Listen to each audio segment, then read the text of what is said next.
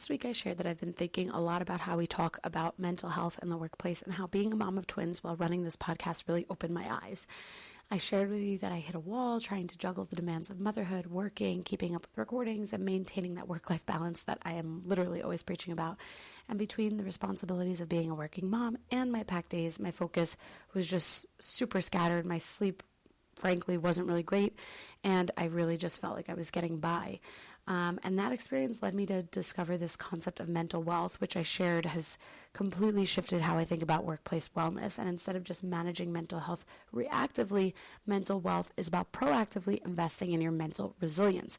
Think of it as building a mental savings account that you can draw from when work gets challenging. I've been exploring different tools and habits that support this mental wealth building, and I recently discovered something that's become a game changer in my daily routine.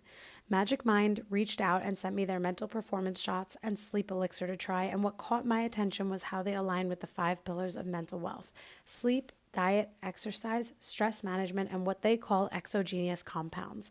Basically, the supplemental tools that help optimize your mental state. So here's what's fascinating. They've created this 24-hour approach to mental performance. The daytime shot helps with focus and clarity, and I've been using this for my morning podcast recordings, and I've noticed that I am much sharper and much more present in my interviews. And then their sleep elixir helps you wind down and get better rest, which we know is crucial for making good decisions, especially in HR. And I should mention, I only take vitamins. I'm not someone who generally relies on or frankly even believes in other kinds of supplements, but Magic Mind has actually made an impact on me. And in fact, I didn't agree to working with them until I had the opportunity to truly test its efficacy. And I've done that. And plus, Magic Mind is vegan friendly. So for someone like me who keeps kosher, this was really important. And what I appreciate is that they're not positioning this as some miracle cure. It's one piece of a larger mental wealth strategy. The formula includes time-release caffeine to avoid that dreaded afternoon crash, and they've added specific herbs for stress reduction, which is honestly something we could all use more of in HR. Plus, it doesn't replace your regular caffeine routine, thank goodness, so I drink the mental performance shot alongside my morning coffee. And for my listeners who also want to invest in their mental wealth this January, Magic Mind is offering an exclusive 45% off their new bundle pack, both the focus and sleep shots together. Just go to magicmind.com/humanhrjan. That's magicmind.com/humanhrjan for 45% off your first bundle. Make 2025 the year you truly invest in your mental resilience. Your team and your career will thank you for it. Welcome to the Bringing the Human Back to Human Resources podcast. I'm Traci Chernoff, and I've spent my entire professional career in HR. Each week, we'll explore the delicate balance between people and business with the aim to reconnect the two and create meaningful outcomes. Listen in as I share my own experiences, challenge the status quo, and chat with guests from various industries about our mission to bring the human back to human resources. Hi, everyone. Welcome back to the Bringing the Human Back to Human Resources podcast. Thank you so much for being here for another week. And what you're listening to this when it's already 2025 and we are recording in 2024, which means that we are total time travelers, which is so exciting. I will say I'm going to just preface by saying I do have a cold, and so if everyone's thinking, why does Traci sound so weird? It's because I do. So just bear with me. But luckily, I won't be the only one speaking to you today, and we have the pleasure of having Antoni Tsavelas on as a guest. I'm going to tell you a bit more about Antoni, and then we're going to jump right into some amazing information and content for this week's episode. So without further ado, let me tell you a little bit about Antoni. After successfully navigating the vibrant fields of fashion design, systems engineering, cloud training, and team coaching, Antoni Tsavelas found his true vocation, igniting the spark of inspiration in others as a public speaker and leadership coach. With a focus on spreading the potent messages of happiness and empowerment, his mission is to illuminate paths of personal and professional fulfillment for others. Global engagements have seen him gracing stages at many conferences around the world. Such appearances are complemented by participation in countless community meetups where he has imparted his knowledge and insights, furthering an understanding of leadership, happiness, and empowerment. Antoni guides individuals to prioritize their happiness in every aspect of their lives by offering straightforward, impactful strategies through keynote speeches, coaching, and workshops. He empowers people to unlock their full potential. This is not just his career, it's his mission to help make the world a more inspired and joyful place. So, Antoni, welcome to the podcast. Thank you so much for being here. Thank you so much for having me, Tracy. I'm so excited to be here. Of course. Oh my gosh. Likewise. And you really do put a smile on my face, which I know is a big part of your mission, as I've just read. But Yes. before we talk all about happiness, even though it's inevitable because of what you do, why don't you kick us off by telling us a bit more about your career transformation and journey? Because what I read in the bio showcases a lot of skills Yeah. and backgrounds that you possess. Yeah. So happiness wasn't necessarily, when I talk about happiness, I talk about the, what they call eudaimonic happiness, which is the inner happiness, not the happiness where you give somebody an ice cream cone and then half an hour later they're, distraught again. Right. So doing with that in mind, looking back into my career journey, I actually started off as a fashion designer. And I was a fashion designer for a good chunk of a decade. And what happened was the industry imploded here in Canada. And I was left for broke to feed my family. And I didn't know what to do. So I had some friends in tech that told me how much money they were making. So naturally, I was like, well, this might be a great way to feed my family.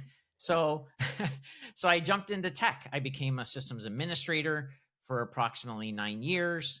I jumped into cloud engineering and then DevOps engineering, and then eventually a cloud trainer.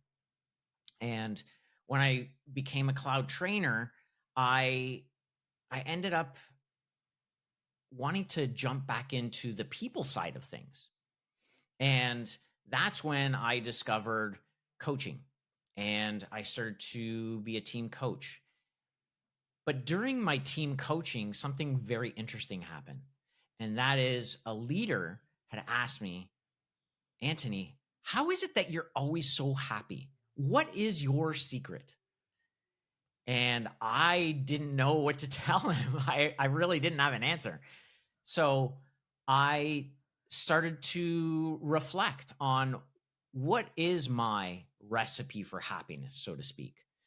And I started to look at how I could even think about something like that. And if I could come up with a recipe for happiness, how could I share that with others so that way they can experience exactly what I'm experiencing every single day that I go into work? Because Mm, I'm always I always look at the positive side. I always look at, how can we make things better at work?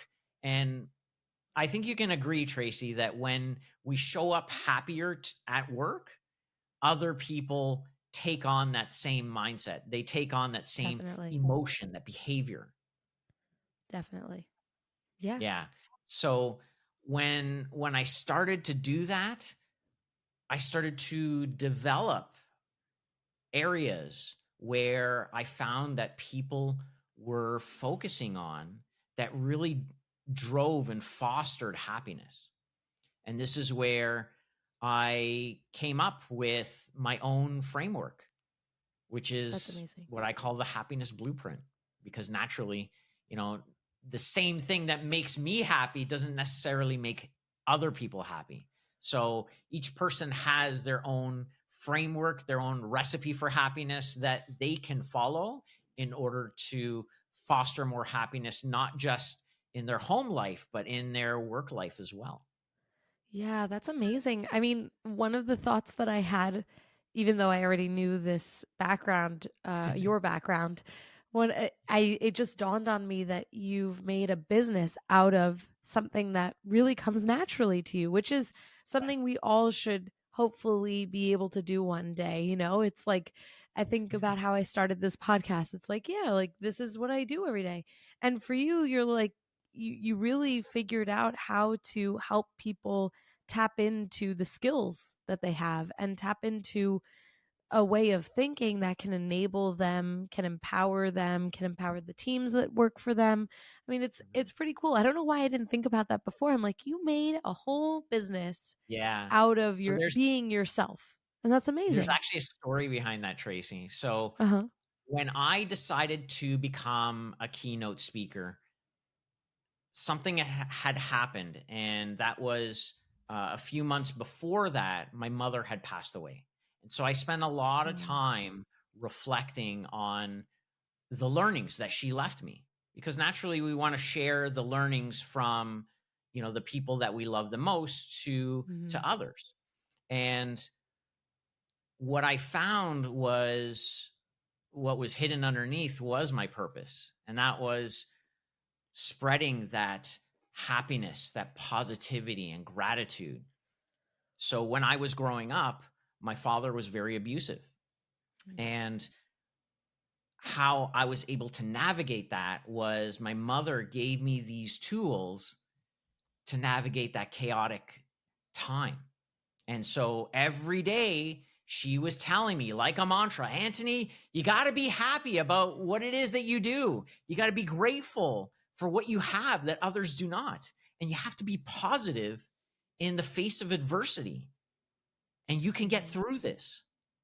And she didn't really know about the abuse, but these tools helped me navigate these chaotic times through my career changes, through tough times when I was broke, and even through navigating corporate culture, as we all know, is pretty chaotic. Yeah. So when I learned about these tools, when I unveiled these tools, I realized that this was my mother's legacy and that I needed to share these tools with others and give them a way for them to action it. And that's where the happiness blueprint just made so much sense. Yeah. Thank you for sharing so openly Of course. what you experienced as you were growing up, and also what inspired you to really dig deep and figure out what, emboldens you and keeps you going every day. Yeah. And I hope in some ways that there isn't relatability to your story, but I know realistically there probably is. And someone out there listening is going to feel represented by you sharing your experiences, and hopefully will feel your mom's essence coming through, in that you have to be positive and you have Yeah. to keep going and keep looking forward and ahead. And that's amazing. And when I think about even uh kind of relating this to the corporate culture side of things, as you mentioned, there can be a lot of chaos, and chaos is extremely unsettling, like extremely. And whether it's in our personal lives or in our professional, when there's that sense or feeling of being unsettled, all it does is breed more dissatisfaction, more toxicity, more concern, more culture issues. And so it behooves us, as my mom likes to say, it behooves us to make company cultures and corporate cultures much more positive and much less chaotic, or at least, if they are chaotic, enabling people to really be able to navigate that chaos. So Yeah. I guess with that, when we think about your blueprint to kind of navigate it a little bit, where do you start with it? Like, what does the happiness blueprint look like for someone who begins using it? Yeah. So over time, I have found that there are 6 elements that allow people to foster more happiness in what it is that they do. And those 6 elements are inspiration, mindset, empowerment, alliance, care, and transformation. So in inspiration, we're looking at goals. What are we doing towards building and challenging ourselves towards those goals? And when we achieve them, are we taking the time to celebrate them? So that way we can get motivation to create more goals, right? The next one is mindset. And we're talking about positive communication. We're talking about embracing change. So no longer are we looking at things like, oh, well, that's the way that we've always done it. Well, I'm sure you've heard that a couple of times. Too many to count. Yeah. So embracing that change, and then empowerment, we're looking at creating a learning mindset.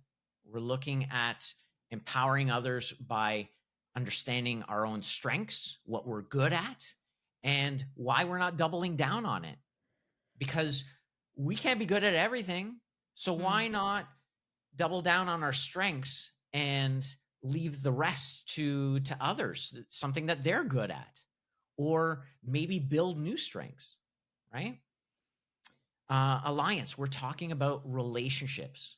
So I firmly believe that this is a huge part of happiness. There's been so many studies. The latest study from Harvard, it was the longest running study on happiness, is that the quality of your relationships matter. And who doesn't love a work bestie, right? You get to work and you're like, hey, you'll never guess what happened over the weekend, right?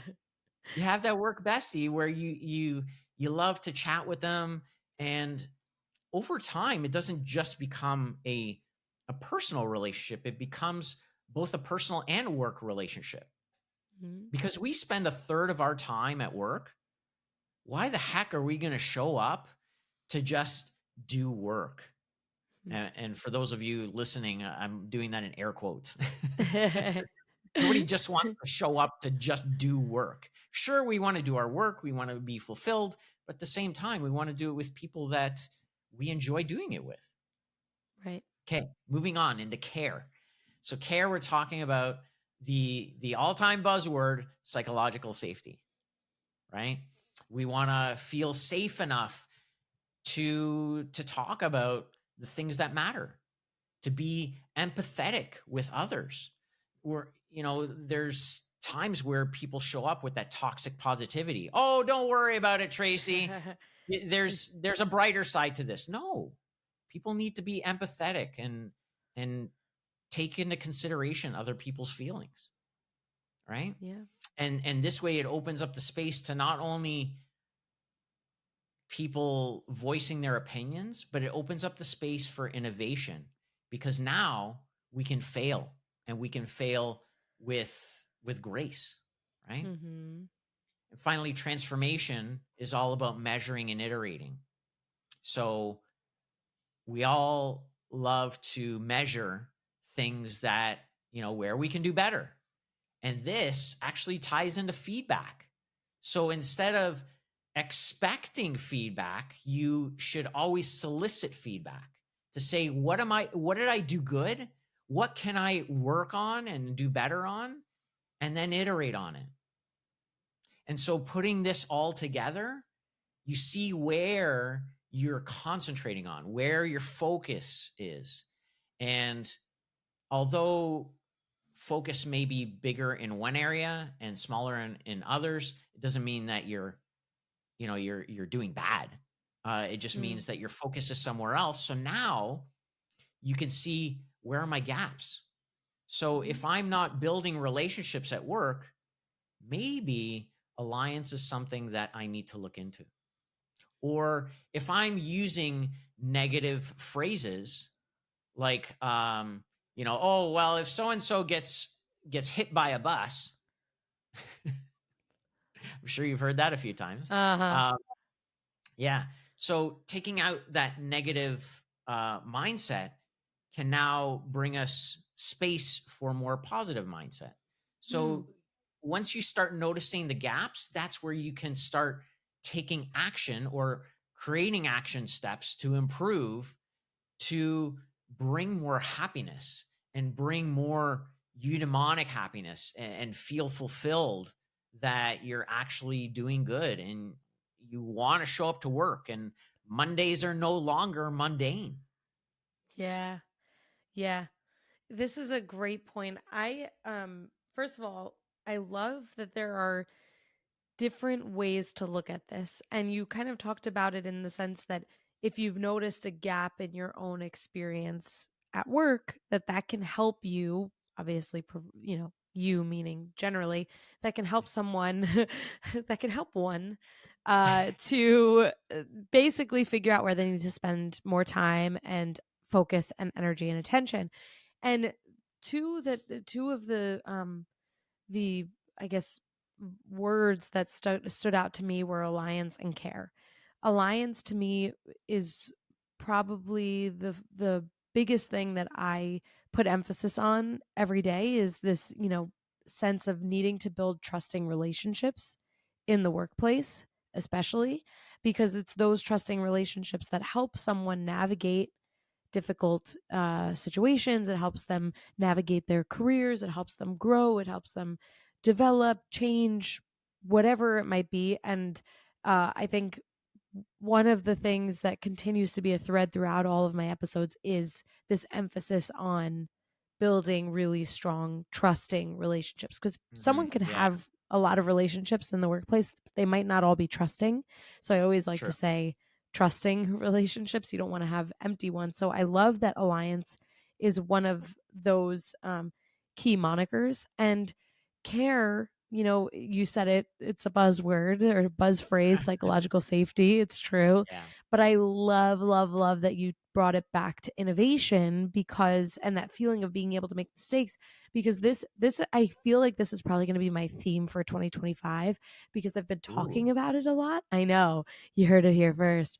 I I recently did a presentation for a women's networking group, and I talked about how building a culture of innovation inspires and fosters deeper employee engagement and drives business results without you even having to think about it.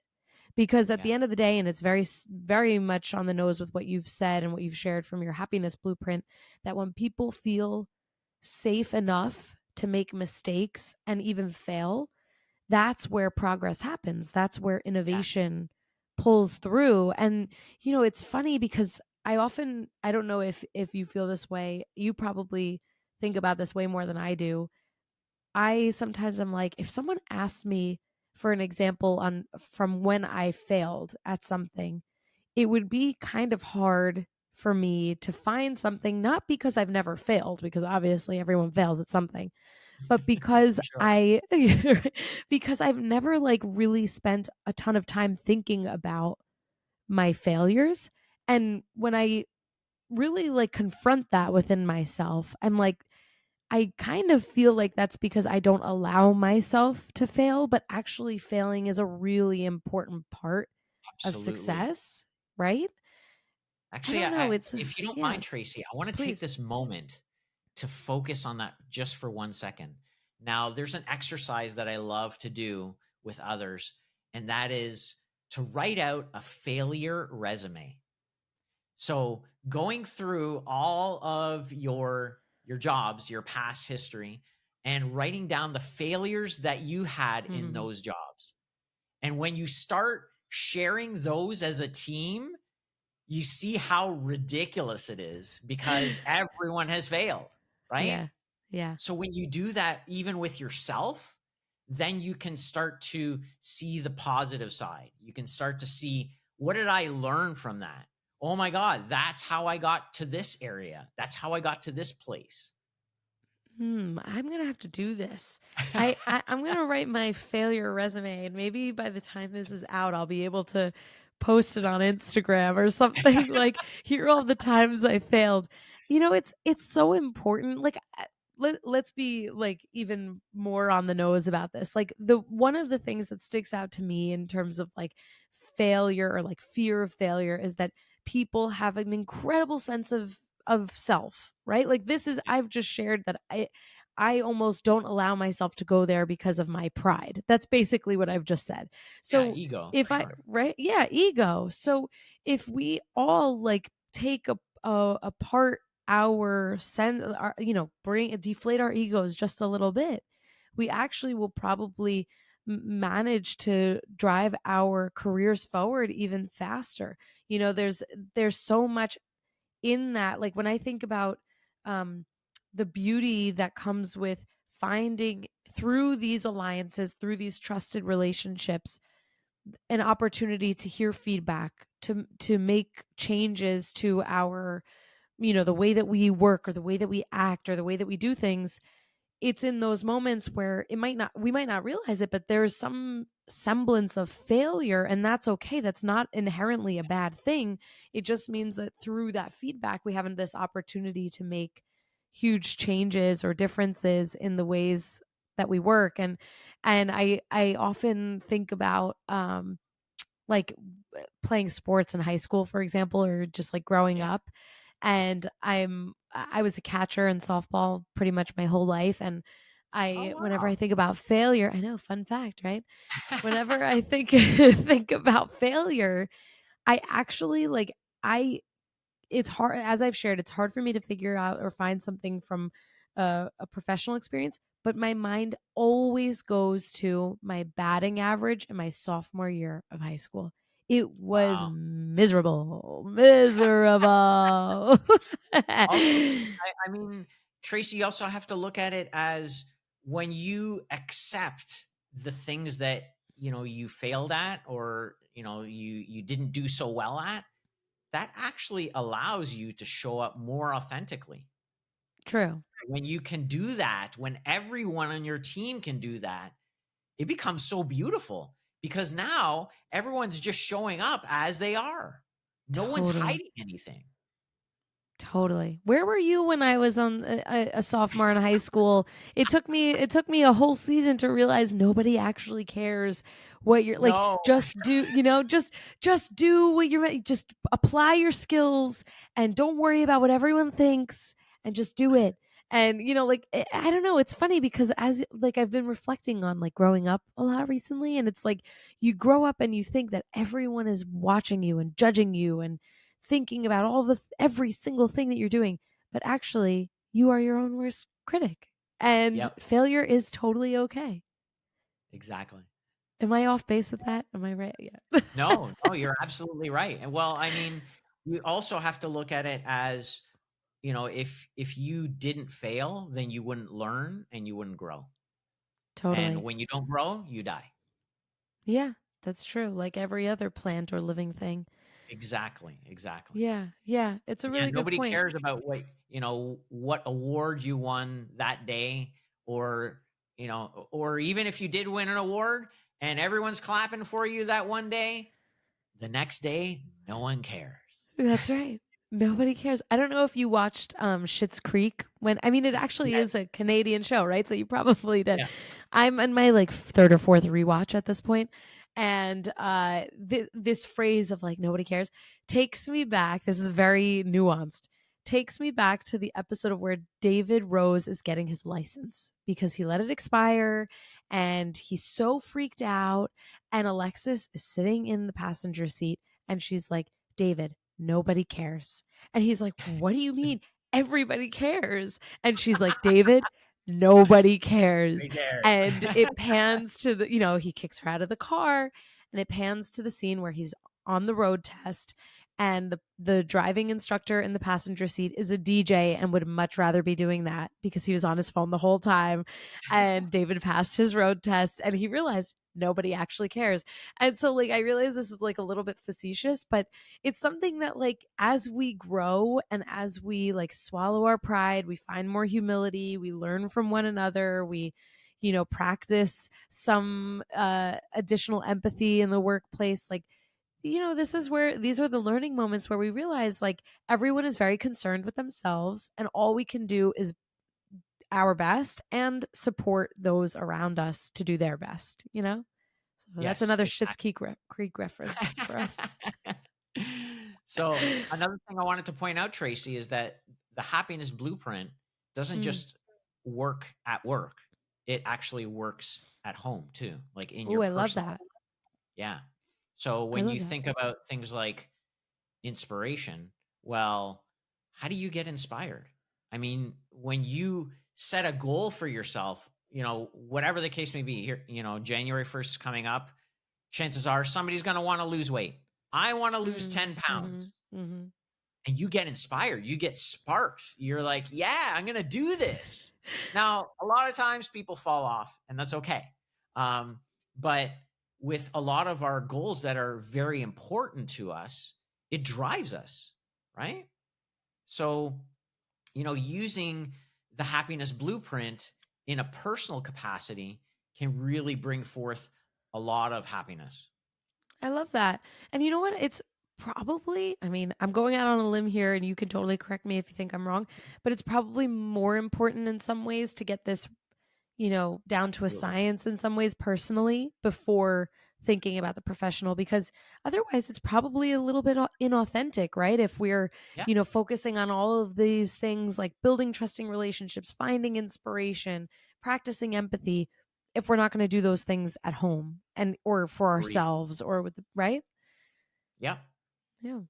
Yeah, I love that. I love something that can be applied full circle 360 without regard to whether you're at home or at work, and in some cases home is work, like for most of us, or at least you and I think home is work. And Yes. it's nice to know that people can kind of take this as a blueprint. I was thinking of another word, but actually blueprint is the perfect word, which is why it is called the happiness blueprint.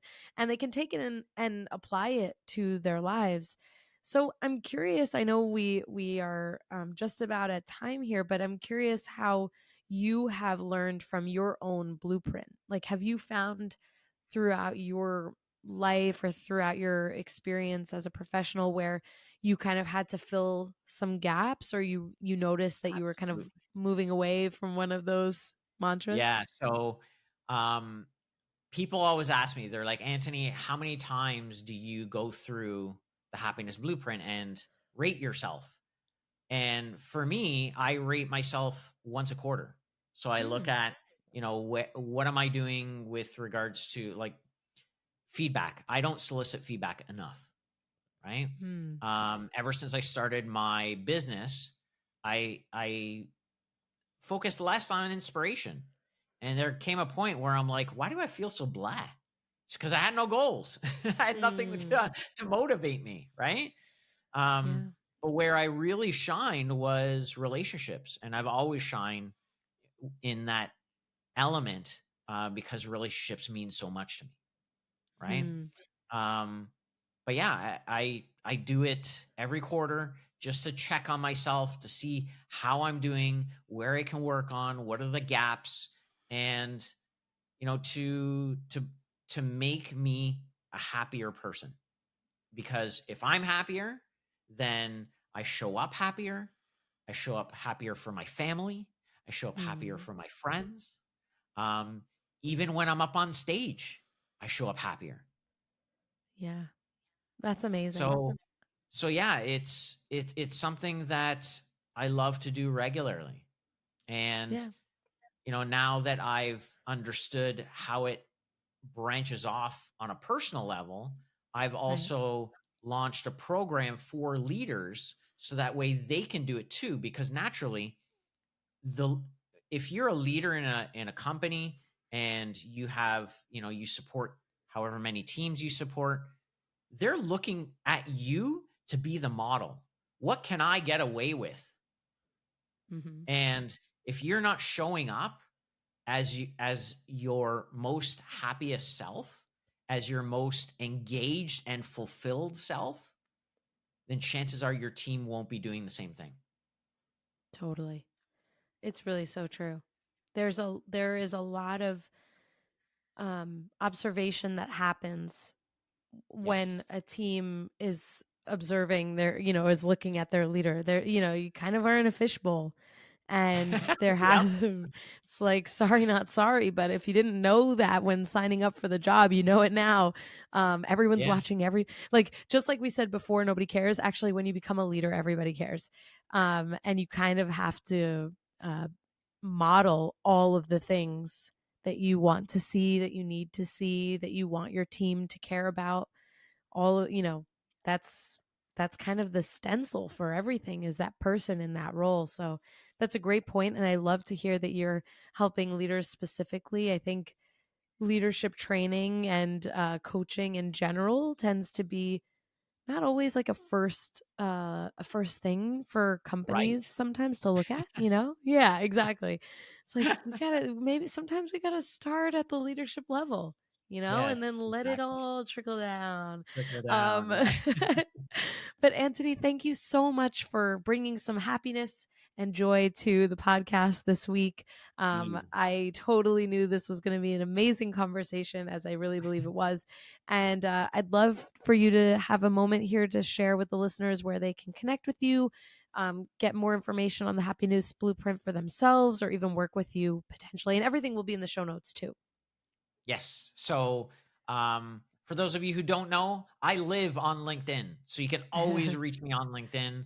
I'm always looking at my DMs. If you want to connect with me, if you have any questions about inner happiness and how to foster more of it, feel free to reach out. You can also reach me on Instagram at Smiling Bowtie, or you can go old school and reach out to me on my website at smilingbowtie.com. And there you can also find information on the Happiness Blueprint, how you can define your happiness blueprint. I have a link there where you can download a Canva template and you can evaluate yourself. And this way you can find your gaps so that you can take action. Oh, I love that. Yeah. And you can also find my coaching there as well for if you're a leader in tech, tech specifically, just because I worked in the tech industry for 20 years. So I understand the challenges that tech leaders have. I have a coaching program for you. So if you're looking to foster more engagement and fulfillment in your role, I know a lot of leaders don't get enough training and attention that they need in order to best find what is their leadership style. I'm here for you. I got you. I got your back. There you go. Reach out. Yes. I love and that. For those of you who are looking for a more organizational approach, I also come in, do workshops. I also do keynotes, and it could start off as a keynote, go into a workshop, maybe some coaching afterwards. I look at it as a holistic view of how we want to foster more engagement in our workplace. It doesn't just stop at keynote speaking. It doesn't just stop at coaching, but it's like a whole gamut of different things that can be for different organizations. Amazing stuff. I think what you're doing is fabulous, and I'm excited to continue to see all the amazing things that you do. And as I mentioned, all of those links and everywhere for the listeners to connect with you will be in the show notes. Antoni, thank you so much for joining the podcast. I really appreciate it. Thank you, Tracy. I appreciate you. Hey, just before you go, don't forget to subscribe to this show so that you are the first to hear when an episode drops each week. And maybe leave a 5-star review and a comment about how much you loved this episode. Plus, if you have someone in mind who would really enjoy this episode, make sure you share it with them. Thank you so much for tuning in, and I will see you next week.